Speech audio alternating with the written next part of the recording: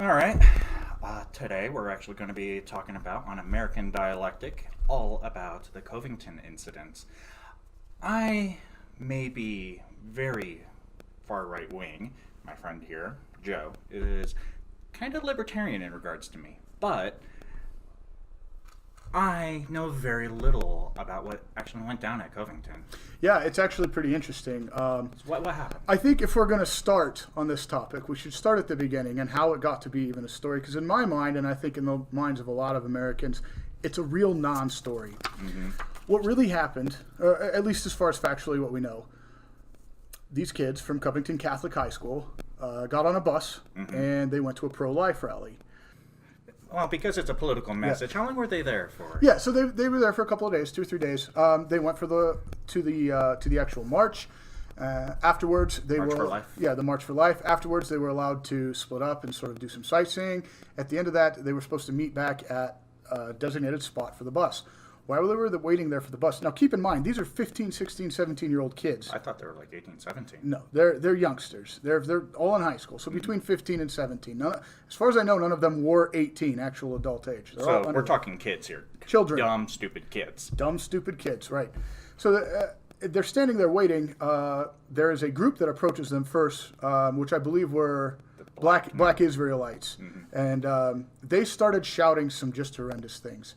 They were calling them a gay slur, which I won't repeat. They were calling them incest babies. They were calling them rape babies, future school shooters. I heard that they started even claiming that Trump was a homosexual. Yeah, they said a lot of... I actually watched a video piece where they're like, who cares if he's gay? Yeah, well, yeah, the Covington kids were actually saying that. The Covington kids were actually defending gay people in this, but none How of the that. Catholic community actually defending the LGBT community now? I don't want to get too hung up on that point. It is true that they were shouting horrible things, but I still think that's a non-story because hateful people say hateful things all the time. You know what I mean? And it's not as big a deal. But these kids decided in response to start shouting their school songs. They're high school kids, so what they have is sports. That's what they're familiar with. So they began their school chants and different things that they do to get pumped up before football games. Some people were saying they were shouting "Build the Wall," but in the 2 hours of footage that I reviewed, I saw no "Build the Wall" chants or anything like that. How much of the video did you actually watch? I would say a good hour of it. I've skipped through a lot of parts. Okay, you skipped over. Yeah, I've scanned the whole thing, but I watched, literally probably sat and watched it for an hour, looking for things to see why these kids were condemned so hard. But in the end, it's hard to pick out anything particular that they've done. So after all of this, What was the worst thing that they did do? If you had to concede something. Let's continue with the story then. A Native American man, Nathan Phillips, approached these kids with a drum. Now, his story is that he was trying to calm the tensions with the drum, but he walked right up to several kids and put the drum in their face and was beating it directly at them. And his cohort that was with him, Nathan Phillips' cohort. Nathan Phillips' cohort, was shouting at these kids, "It's not your land. Go back to Europe." You know, a bunch of other things like that. So it was not a stealing friendly from the white supremacists. Right. It was not a friendly. He did not march in there friendly and stuff. So one kid finally decided that he wasn't going to step away when the guy walked up, and he just stood his ground. And that's the kid that everybody's talking about because he stood there. The kid with the red MAGA With the MAGA hat? and just shit-eating grin. Yeah, he was smiling, and he said in his statement that he was just hoping things didn't escalate. He did not want to concede his ground, but he also didn't want to fight. So awkward kid. Awkward kid, yeah. And that's really the whole story. And in the end, Mr. Phillips turned and walked away. Now, there's other details to this that I think didn't get covered. Mr. Phillips made a lot of false statements, such as saying, well, he said he was a Marine or served in the Marines during the Vietnam era. Did he? So the Vietnam War had ended by the time Mr. Phillips went into the Marines. At least that's what sources are telling us now. What kind of source? So there's we'll have to put the name Well, on the go thing. ahead and put the source in the comments. Yeah, that's a great idea. But he's a YouTuber, and he talks about basically stolen valor, and he did a video on Anthony Phillips. You guys should check it out too. It's really good. It goes in depth on the Vietnam War and basically his service. He was able to get his DD-214s, which tell you everything you need to know about a serviceman. What does that mean to the non-military? A DD-214 is like an exit paper. It says what you did while you were in the military. Honorable, dishonorable Yeah, discharge? all that. All your information, whether you served in theater or not. Did he serve honorably? He had a general discharge, which is... What does that mean? It's exactly what it sounds like. He was just generally discharged. So his contract was up, his commitment was up, and he didn't resign. So he did his time. Yeah.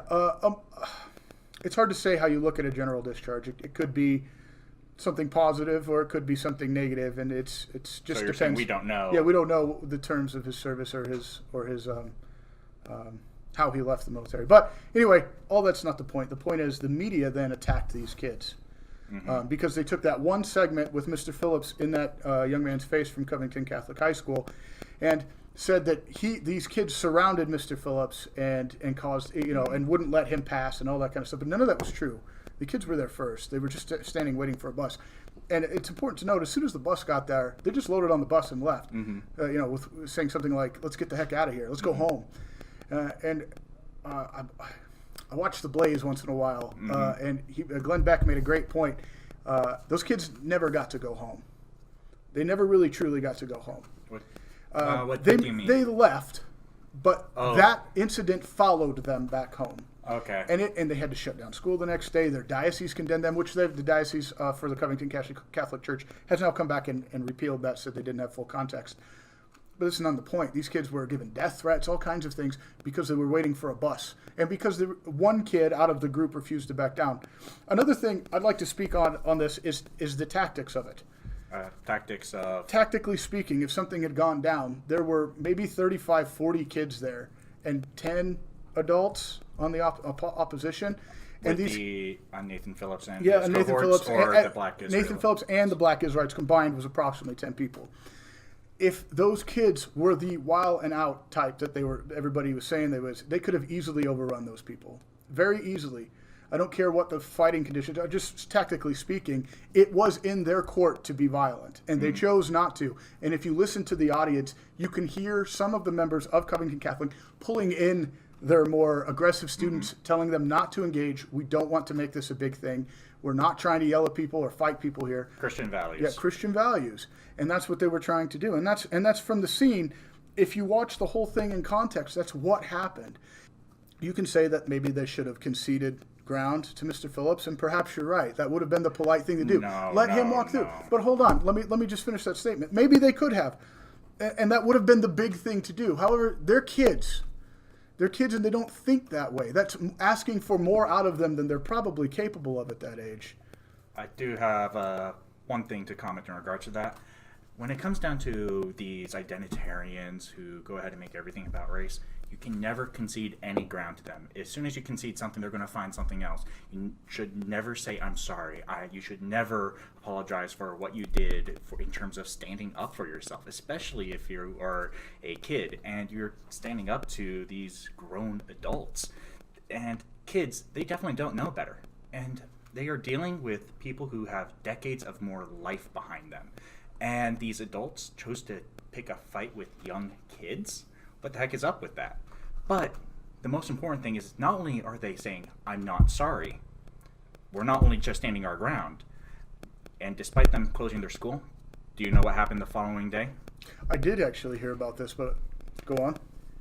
Covington High School hired some of the most powerful lawyers in the country and are now going after the big news stations that actually ran these stories, and they are going after them for libel and slander, and they are wanting to really drive home, you don't do this. And what actually makes me so happy about seeing that they're willing to go on the attack is that we have all this fake news and media dropping their journalistic standards to an obscenely low level.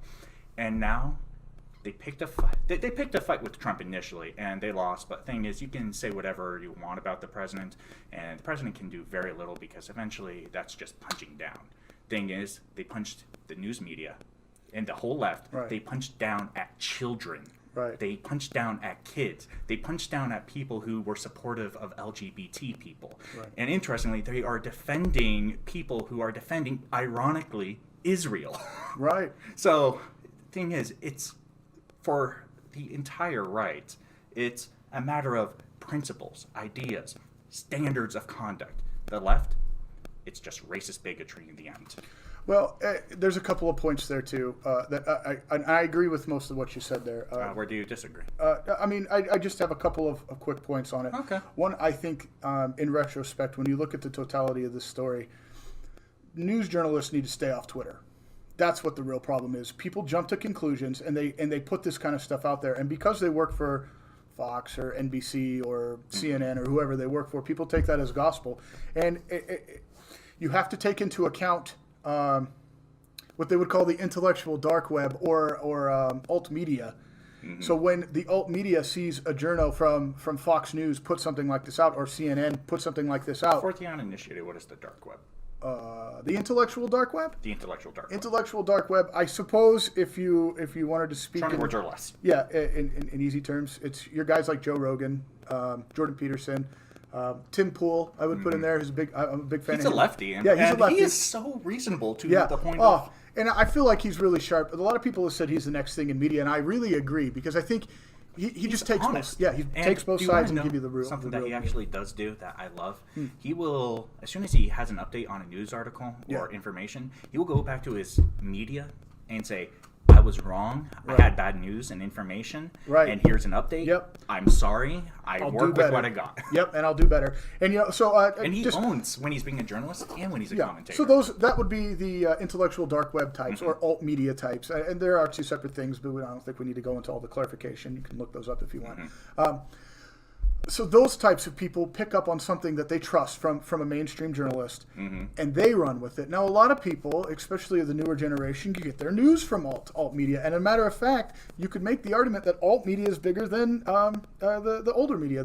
What's the word I'm looking for? Mainstream media. Yeah. So they have more viewers. So this information is getting disseminated very quickly among people who aren't necessarily going and researching it for themselves. They're waiting for someone on the alt media to tell them about it, and that's where they get a lot of their information.